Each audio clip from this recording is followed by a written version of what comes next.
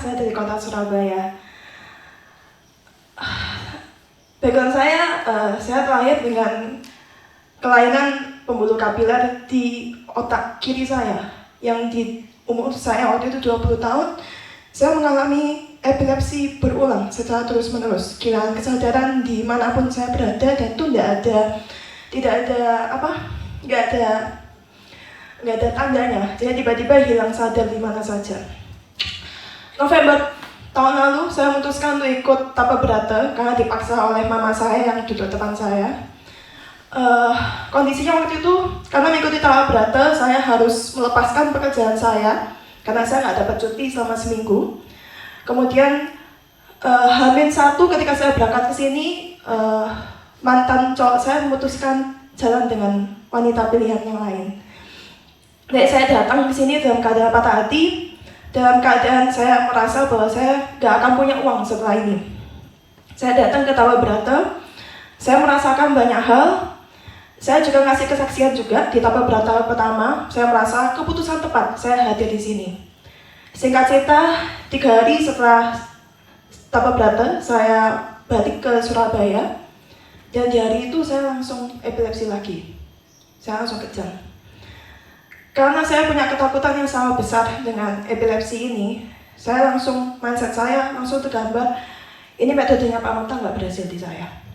Saya tetap coba berhari-hari, dan saya selalu melihat mama saya itu selalu rajin sekali meditasi, sedangkan saya merasa ketika meditasi, saya merasa tertekan. Bukannya saya merasakan penyembuhan, tapi saya justru tertekan di dalam.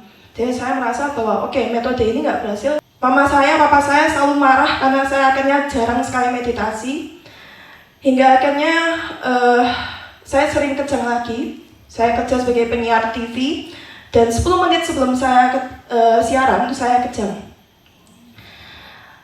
Kemudian sampai akhirnya suatu hari, mantan peserta di sini, kenapa saya bilang mantan?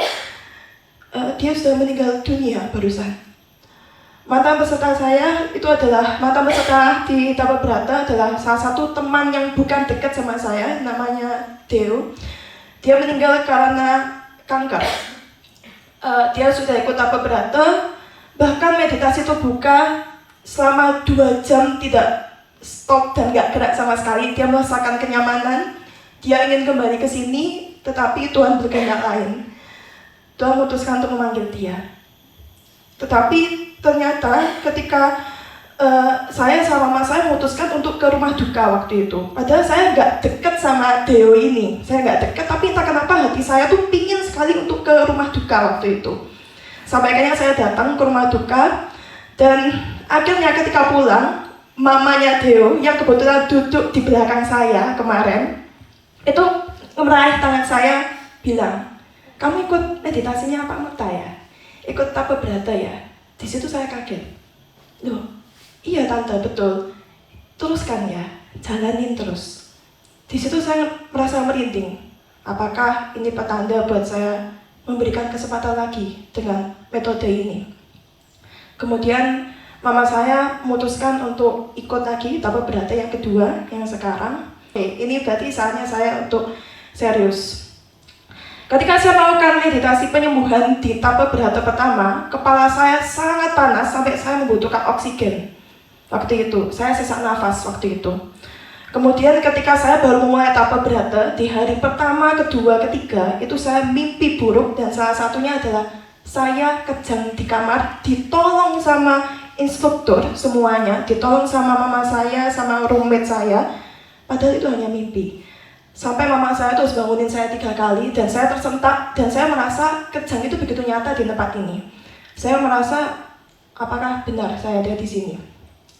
Kemudian saya masih mengalami mimpi buruk, tapi waktu itu entah kenapa mindset saya berubah. Saya merasa bahwa apakah ini proses untuk melepaskan energi buruk, melepaskan trauma saya, karena memang ketika saya habis meditasi, saya tuh nggak berani ke tempat itu lagi, ke tempat saya kejang.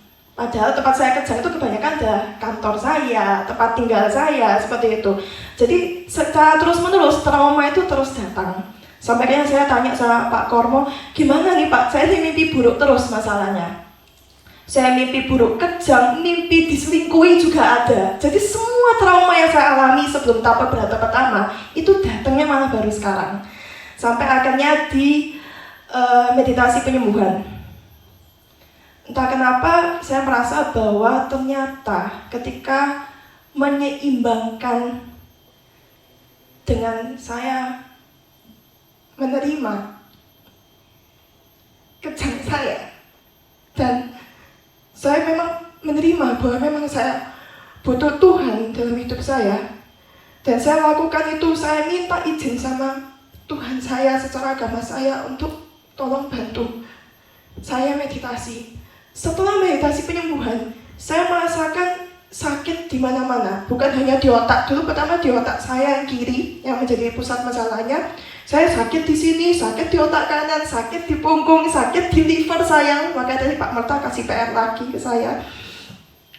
Tapi reaksi saya malah berbeda. Saya merasa dulu saya cukup benci dengan kata anicca, mohon maaf Pak. Karena mama saya berulang kali mengucapkan kata-kata anicca setiap ada masalah anicca. Terus saya sampai kenapa nih mama menjadi solusi. Tapi akhirnya saya merasakan bahwa iya, anicca itu adalah sebuah kata yang begitu sakral. Bahwa ketika saya berusaha untuk mengosongkan pikiran dan menerima perubahan itu, ternyata saya merasa jauh lebih baik. Saya bukan bilang saya langsung sembuh dan gak akan kejang lagi. Sebenarnya saya sharing lagi untuk kedua kalinya. Semoga ini menjadi reminder untuk saya ketika saya pulang nanti. Saya tetap mengumpulkan niat saya untuk kembali bermeditasi. Meskipun saya kejang, meskipun saya tremor berkali-kali. Awalnya ketika saya tremor itu saya menolak. Saya marah sama Tuhan, saya marah sama semuanya, saya marah sama mama saya. Kenapa saya harus terlahir seperti ini? Tapi ternyata Tuhan punya caranya. Dan kemarin malam semuanya udah tidur. Saya ngelihat kamar lumbung 2, foto-foto langit. Wah, langitnya bagus sekali. Saya lihat kamar lumbung 2. Tapi saya diam di pohon bodi itu. Saya nangis. Saya bilang, Tuhan, kenapa kamu menjadikan duka sebagai penunjuk buat aku? Tapi nggak apa-apa Tuhan, anicca. Di balik kedukaan, kesengsaraan, kesakitan, ada kesembuhan, ada ketenangan, ada kegembiraan, kebahagiaan. Dan itu nggak kekal, tapi tergantung pikiran harmonis kita untuk menerima dan menyeimbangkan itu semua. Jadi mungkin sahabat meditasi di sini yang mungkin tidak sharing seperti saya di atas ini punya masalahnya masing-masing, punya traumanya masing-masing. Semoga sahabat meditasi menemukan pencerahan dengan versinya masing-masing. Semoga semua hidup berbahagia. Terima kasih.